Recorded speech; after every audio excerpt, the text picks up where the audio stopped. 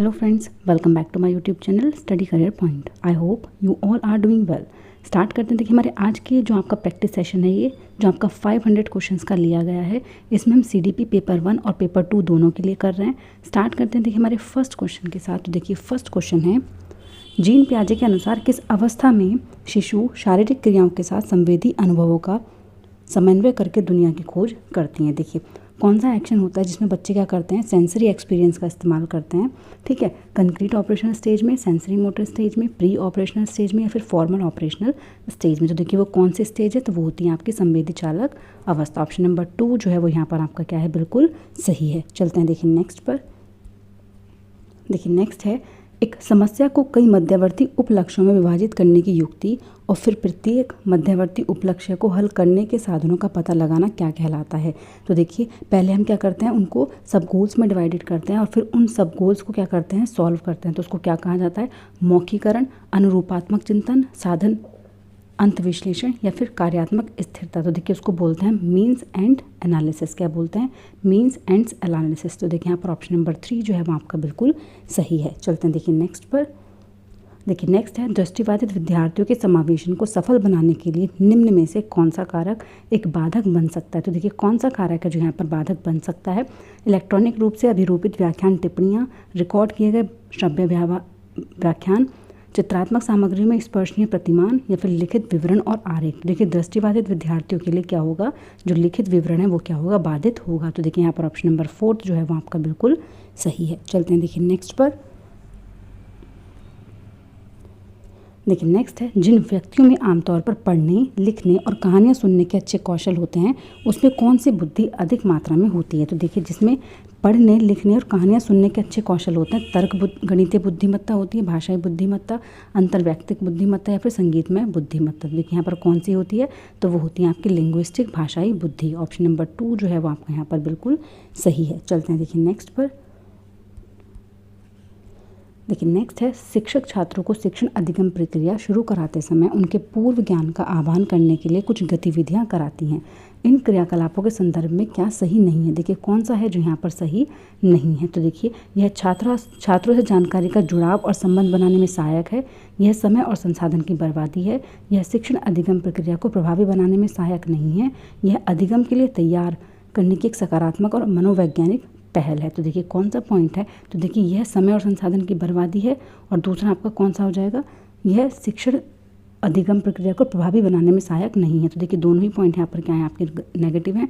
Option number 4 जो होगा वो यहाँ पर आपका बिल्कुल सही हो जाएगा। चलते हैं देखिए नेक्स्ट पर। देखिए बाल विकास की गति एक समान, मानकीय और अव्यवस्थित होती है। व्यक्तिगत विभिन्नताएं होती हैं और यह अव्यवस्थित होती है। एक समान, मानकीय और कुछ हद तक सुनियोजित और क्रमानुसार होती है। ये व्यक्तियों में विभिन्नताएं होती हैं और यह कुछ हद तक सुनियोजित और क्रमानुसार होती है। तो देखिए कौन सा पॉइंट है जो यहाँ पर आपका सही होगा, तो देखिए इसमें क्या होता है, व्यक्तिगत विभिन्नताएं होती हैं और कुछ हद तक यह सुनियोजित, सिक्वेंशियल और ऑर्डरली होती है। तो देखिए यहाँ पर ऑप्शन नंबर 4 जो है वो आपका बिल्कुल सही है। चलते हैं देखिए नेक्स्ट पर। देखिए नेक्स्ट है, निम्न में से कौन सा युग्म विद्यार्थी और उनकी पहचान के गुणधर्म का सही मिलान है। तो देखिए सृजनात्मक विद्यार्थी हैं, स्वलीन विद्यार्थी हैं, अधिगम कठिनाई वाले विद्यार्थी हैं या फिर दृष्टिबाधित विद्यार्थी। तो देखिए दृष्टिबाधित विद्यार्थियों को सुनने में कठिनाई होती है, तो आपका बिल्कुल गलत है। अधिगम कठिनाई वाले विद्यार्थी बेहद कमज़ोर स्मृति के होते हैं, ये भी देखिए आपका गलत है। जिनको अधिगम में कठिनाई होगी, लर्निंग डिसेबिलिटी वाले, वो बहुत पुअर मेमोरी के होंगे। देखिए मेमोरी से लर्निंग डिसेबिलिटी का यहाँ पर कोई वो नहीं है।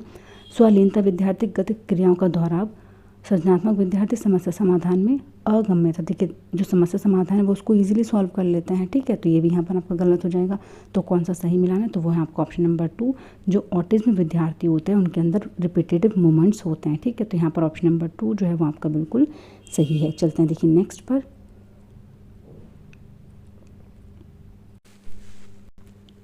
देखिए नेक्स्ट है, कथन ए है, एक बच्चे की संवेगात्मक मनोस्थिति स्कूल में उसके प्रदर्शन को प्रभावित करती है। बिल्कुल सही है। संज्ञान और संवेग परस्पर संबंधित है, ये भी आपका यहाँ पर सही है। तो देखिए दोनों ही पॉइंट आपके यहाँ पर क्या है, सही हो जाएंगे। ऑप्शन नंबर 1 जो होगा वो आपका बिल्कुल सही है। देखिए जो यहाँ पर ऑप्शन नंबर 1 है वो आपका सही हो जाएगा। ए और आर आपके दोनों सही हैं और आर जो है वो सही व्याख्या करता है ए की। चलते हैं देखिए नेक्स्ट पर।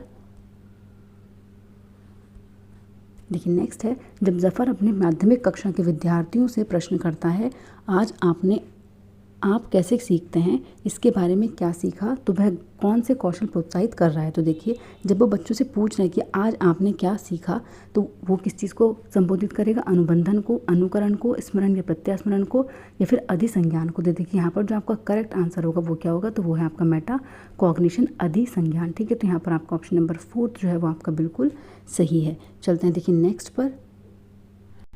देखिए नेक्स्ट है,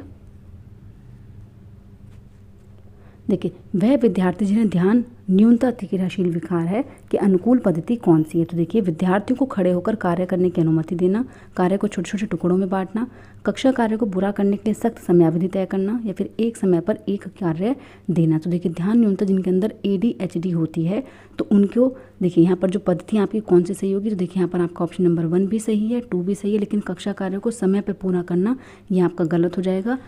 ऑप्शन नंबर 4 भी आपका सही है। तो देखिए थर्ड को छोड़कर आपके फर्स्ट, सेकंड और फोर्थ सही है। ऑप्शन नंबर 2 जो हो जाएगा वो यहाँ पर आपका बिल्कुल सही हो जाएगा। चलते हैं देखिए नेक्स्ट पर। देखिए नेक्स्ट है, गलत शब्द जोड़ना, शब्दों को अनियमित रूप से बदलना और छोड़ देना, वाक्यों में शब्दों के क्रम को इधर उधर कर देना, वह सभी किसके स्पष्ट संकेत। तो देखिए किस चीज़ के संकेत होते हैं, अधिगम अक्षमता के, स्वलीनता के, ADHD के, या फिर श्रवण बाधिता के। तो देखिए जब बच्चा क्या करता है, वाक्यों को अनियमित नहीं कर पाता, शब्द को गलत जोड़ता है, तो वो क्या होता है, तो वो होता है आपका अधिगम अक्षमता, लर्निंग डिसएबिलिटी। तो देखिए यहाँ पर आपका ऑप्शन नंबर 1 जो हो जाएगा वो आपका बिल्कुल सही हो जाएगा। चलते हैं देखिए नेक्स्ट पर। देखिए नेक्स्ट क्वेश्चन है, एक विविध कक्ष में जिसमें विभिन्न योग्यता वाले विद्यार्थी हैं, एक शिक्षिका को सबके लिए एक जैसा शैक्षिक शिक्षा शास्त्र अपनाना चाहिए, सीखने सिखाने के लिए विविध सामग्री का इस्तेमाल करना चाहिए, शिक्षक केंद्रित शिक्षण कराना चाहिए, परीक्षाओं की ओर केंद्रित शिक्षण कराना चाहिए। तो देखिए यहाँ पर आपका कौन सा पॉइंट सही हो जाएगा, तो देखिए जो आपका हेट्रोजीनियस क्लासरूम होता है उसमें क्या करेंगे, सबके लिए एक जैसा शैक्षणिक शिक्षा शास्त्र अपनाना चाहिए। तो देखिए यहाँ पर ऑप्शन नंबर 1 जो है वो आपका बिल्कुल सही है। चलते हैं देखिए नेक्स्ट पर। देखिए नेक्स्ट है, निम्न सामाजिक आर्थिक समूह से संबंध रखने वाले विद्यार्थियों को के सफल समावेशन हेतु कौन सी बात जो है वो महत्वपूर्ण है। मानकीकृत पाठ्यचर्या द्वारा शिक्षण, उनके सामाजिक सांस्कृतिक परिवेश को अनदेखा करना, पारस्परिकता के बोध का विकास करने वाली विद्यालय संस्कृति को सम्मुन्नत करना, या फिर केवल प्रभुत्ववादी संस्कृतियों में प्रचलित प्रथाओं का क्रियान्वयन करना। तो देखिए यहाँ पर कौन सा है जो समावेशन हेतु कौन सी बात जो है वो यहाँ पर क्या है आपकी महत्वपूर्ण। तो देखिए कौन सा पॉइंट है जो यहाँ पर आपका सही हो जाएगा, तो वो है आपका पारस्परिकता के बोध का विकास करने वाले विद्यालय संस्कृति को प्रमोट करना। ठीक है, ऑप्शन नंबर 3 जो है वो यहाँ पर आपका बिल्कुल सही है। चलते हैं देखिए नेक्स्ट पर। देखिए शिक्षक समूह चर्चा के दौरान एक शिक्षिका बच्चों से अलग अलग पहलुओं को ध्यान में रखते हुए कोरोना महामारी के प्रभाव पर चर्चा करने को कहती है। इस चर्चा के माध्यम से शिक्षक का उद्देश्य किस चीज़ को बढ़ावा देना है। तो देखिए कार्यविधि चिंतन को, आलोचनात्मक चिंतन को, अभिसारी चिंतन को, या फिर रटकर स्मरण को। तो देखिए यहाँ पर जो टीचर है वो क्या करना चाह रही है, तो वो है आलोचनात्मक चिंतन को बढ़ावा देना चाहती हैं। चलते हैं देखिए नेक्स्ट पर।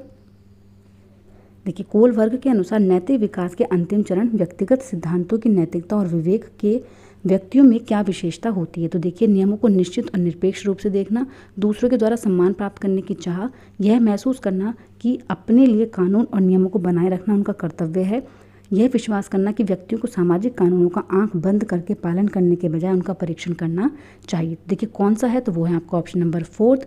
देखिए कोल वर्ग का जो व्यक्तिगत सिद्धांतों की नैतिकता और विवेक का जो आपका सिद्धांत है उसमें क्या है कि ये विश्वास करना चाहिए कि व्यक्तियों को सामाजिक कानूनों का आंख बंद करके पालन करने के बजाय क्या करना चाहिए, उनका परीक्षण करना चाहिए। चलते हैं देखिए नेक्स्ट पर। देखिए विविध शिक्षार्थी वाली कक्षा में शिक्षकों को चाहिए कि वे ऐसे पाठ्यक्रम का पालन करें जिसमें वे कक्षा में बच्चों की संस्कृति और भाषा को शामिल करें, रूढ़ियों और पूर्वाग्रह को बढ़ावा दें, बच्चों के मानक आधारित परीक्षण के लिए कठोर संरचनाएं बनाएं, या फिर योग्यता के आधार पर अलग शंकाएं बनाएं। तो देखिए यहाँ पर आपका कौन सा पॉइंट है जो सही हो जाएगा, तो देखिए जब यहाँ पर हम क्या कर रहे हैं, देखिए योग्यता के आधार पर अलग संकाय बनाना ये भी आपका गलत हो जाएगा, कठोर संरचनाएं बनाना ये भी आपका गलत हो जाएगा, रूढ़ियों और पूर्वाग्रह को बढ़ावा नहीं देना है। देखिए ऐसे पाठ्यक्रम का पालन करें जिसमें वे कक्षा में बच्चों की संस्कृति और भाषा को शामिल करें। तो देखिए यहाँ पर आपका ऑप्शन नंबर 1 जो है वो बिल्कुल सही हो जाएगा। चलते हैं देखिए नेक्स्ट क्वेश्चन पर।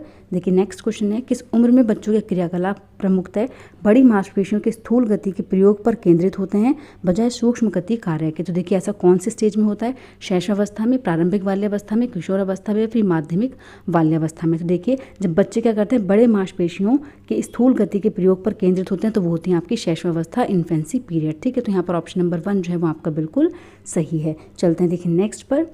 देखिए नेक्स्ट क्वेश्चन है यहाँ पर, देखिए कथन ए है, एक शिक्षिका अपने विद्यार्थियों के साथ साझा करती है कि किस तरह समस्या समाधान के सभी चरणों का पालन करके किसी समस्या का समाधान कैसे किया जा सकता है। तो देखिए बिल्कुल सही है, अपनी सोच को बोलकर विद्यार्थियों के साथ साझा करना एक प्रतिभाशाली शिक्षण कार्यनीति है। तो देखिए तर्क भी आपका यहाँ पर क्या है, बिल्कुल सही है। तो देखिए ऑप्शन नंबर 1 जो होगा वो यहाँ पर आपका सही हो जाएगा, ए और आर दोनों सही हैं और आर जो है वो सही व्याख्या करता है ए की। चलते हैं देखिए नेक्स्ट क्वेश्चन पर।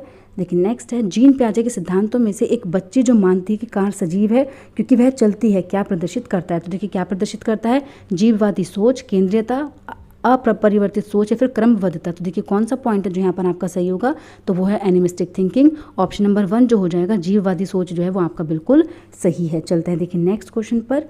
देखिए नेक्स्ट क्वेश्चन है यहाँ पर आपका, निम्न में से कौन सी प्रणाली कक्षा कक्ष में जेंडर रूढ़िवादिता को चुनौती देने में प्रभावशाली है। तो देखिए शिक्षिका को कक्षा में जेंडर संबंधी मुद्दों को नकारना और नज़रअंदाज करना चाहिए।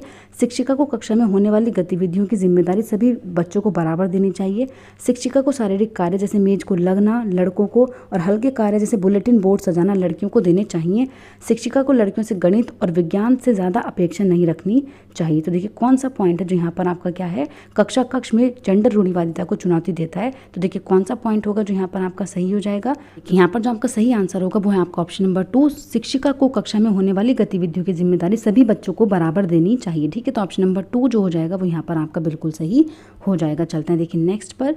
देखिए नेक्स्ट क्वेश्चन है, समावेशी शिक्षा का दर्शन देखिए बहिष्करण के सभी आचरण को प्रोत्साहित करेगा का आधार विद्यार्थियों को उनकी योग्यता के आधार पर पृथक स्कूलों में शिक्षित करना है, केवल उन्हीं बच्चों तक सीमित है जो दृष्टिबाधित और श्रवणबाधित हैं, अपवर्जन की सभी नीतियों व आचरण को चुनौती देता है। देखिए कौन सा पॉइंट है जो यहाँ पर आपका सही हो जाएगा। तो देखिए जो इंक्लूसिव एजुकेशन है वो किस चीज़ पर फोकस करती है। तो देखिए यहाँ पर जो हो जाएगा वो क्या हो जाएगा, चैलेंज करती है all exclusionary policies and practices. देखिए जो आपकी अपवर्जन की सभी नीतियाँ और आचरण है उनको चुनौती देता है। ठीक है, तो देखिए एक्सक्लूजनरी जो आपकी पॉलिसीज हैं, जो प्रैक्टिसेस हैं, उनको क्या करता है, ये चैलेंज करता है। ठीक है, तो यहाँ पर ऑप्शन नंबर 4 जो हो जाएगा वो आपका बिल्कुल सही हो जाएगा। तो देखिए आज का सेशन आपका यहीं पर कंप्लीट होता है। अगर आपको मेरी क्लास अच्छी लगी हो तो प्लीज़ मेरे चैनल को लाइक करें, सब्सक्राइब करें और शेयर करें।